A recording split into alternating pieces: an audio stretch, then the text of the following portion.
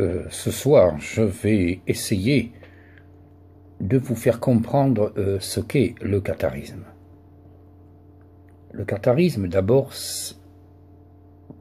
c'est un nom moderne. C'était les bons hommes. Il y avait différents niveaux. Il y avait le simple croyant et d'autres niveaux jusqu'au parfait. Le parfait, on peut comparer ça à un ascétisme absolu. Il ne mangeait pas de viande. C'était un ascétisme. Cependant, ces gens-là, au fur et à mesure de leur évolution, ancienneté, arrivaient à un stade, un mot que j'aime pas, ils arrivent à un stade d'initié. Cependant, ils pouvaient être initiés avant d'être parfaits, parce que parfait est aussi une conviction. C'est accepter un état d'être. C'est difficile. Mais c'était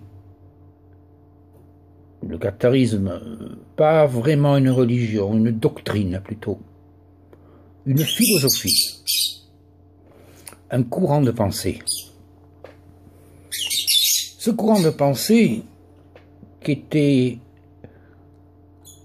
comment dirais-je, établi, gagné par une étude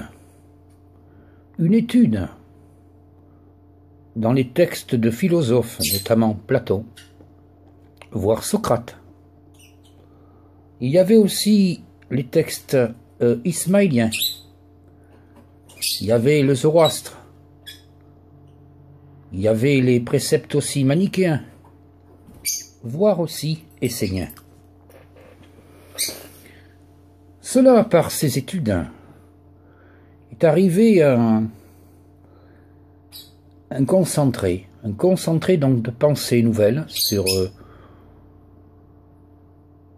cet arianisme. N'ayons pas peur de dire le mot. Jusqu'à avoir une faculté de vision, je m'entends par là, de compréhension. Et cette compréhension donc conduit à la pensée claire. La pensée claire, c'est par justement cet exercice d'apprentissage et par la lecture, par l'étude.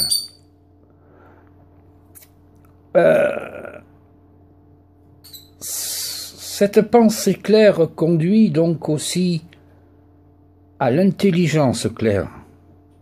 Et cette intelligence claire permet à comprendre le monde, voire être peut-être en liaison aussi avec les entités spirituelles.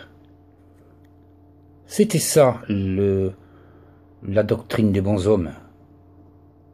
Voilà, je crois un peu vous avoir éclairé sur la pensée cathare.